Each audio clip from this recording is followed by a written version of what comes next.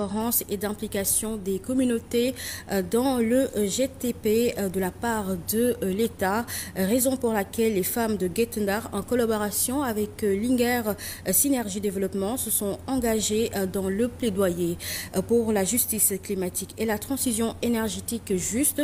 Elles estiment être au cœur des problématiques liées au changement climatique et à l'exploitation des ressources énergétiques. Ndiaye Fatoussi et Fama Sarr sont au micro de Moussa Diagne et Abdeboy. Il s'agit des politiques publiques. L'inclusion des communautés est une obligation, notamment en termes de transparence et d'accès à l'information.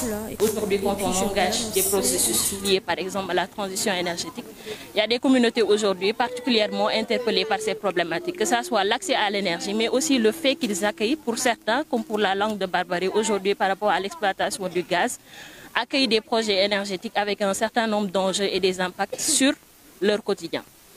Et pourquoi les femmes également, elles présentent une certaine vulnérabilité pour ce qui s'agit des problématiques citées, que ce soit l'accès à l'énergie, mais aussi par rapport à la vulnérabilité liée au changement climatique, etc.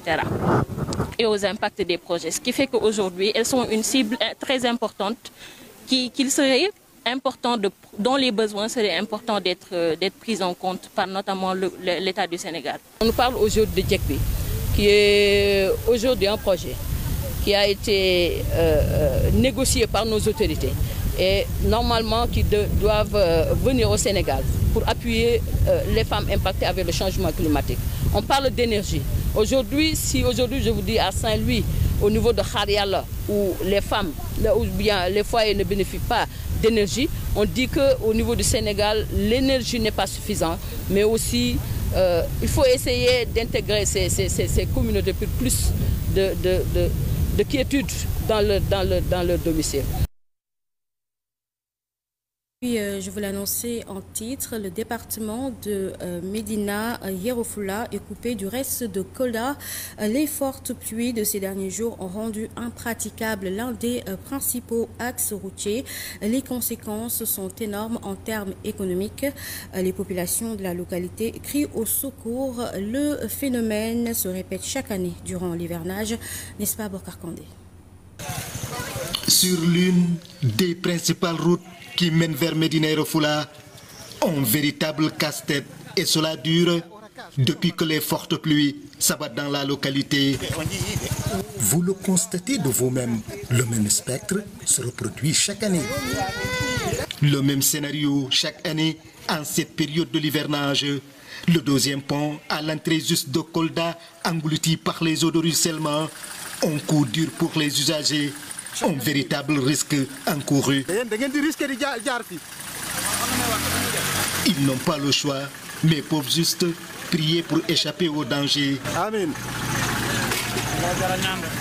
Le malheur des uns faisant le bonheur des autres, des charretiers en profitent, se frottent bien les mains. Il faut 500 francs CFA pour la traversée. De Kolda vers Médina Yoro Fula, en passant par Bignakhabé, une route très empruntée, particulièrement par les populations de Médina Yoro Fula, aujourd'hui coupée ou presque du reste de la région, avec toutes les conséquences que cela engendre. Ça fait trop mal. On nous donne des discours, des beaux discours, mais les réalisations zéro. Voilà le Melni. Regarde, on peut même avoir des serpents ici et d'autres reptiles. Il y a beaucoup de villages par là. Ils rallient tous les jours Kolda pour leurs besoins. Chaque année, c'est le même phénomène qui se répète.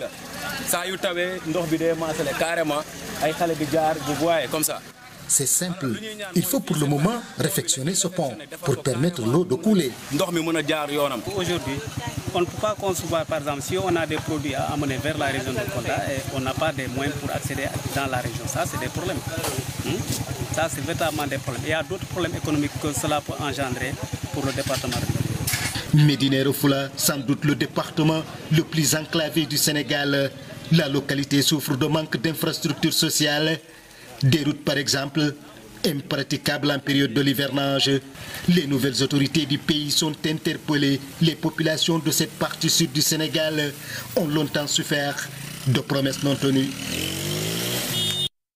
Restons toujours dans ce cadre. Les récentes inondations à Touba n'ont pas épargné Serigne Abdoulahad ibn Serigne Abdou Khadre, frère aîné du porte-parole du Khalife général des Mourides, contraint de quitter son domicile submergé par les eaux. Il a trouvé refuge chez Jivien, son père, sur instruction de Serigne Cheikh Mbacké, le Khalife de Serigne Abdou Khadre. Ses disciples déplorent cette situation récurrente et appellent à des solutions durables pour le quartier Guédé. Une correspondance de Pape Sermbey et Bekanjay. Parmi les sinistrés des inondations à Touba figure Serigne Lahat Mbacké ibn Serigne Abdou Khadre, frère aîné du porte-parole du Khalife général des Mourides. Sa maison, située dans le quartier Guédé, a été complètement envahie par les eaux pluviales, obligeant le guide religieux et sa famille à quitter leur habitation. Cette situation, ce n'est pas une première ici. Cette pluie est exceptionnelle. Ça fait plus de 10 ans qu'on n'a pas enregistré de telles averses. Lorsqu'il était là, il ne sortait pas de ce bâtiment, il se mettait là-bas.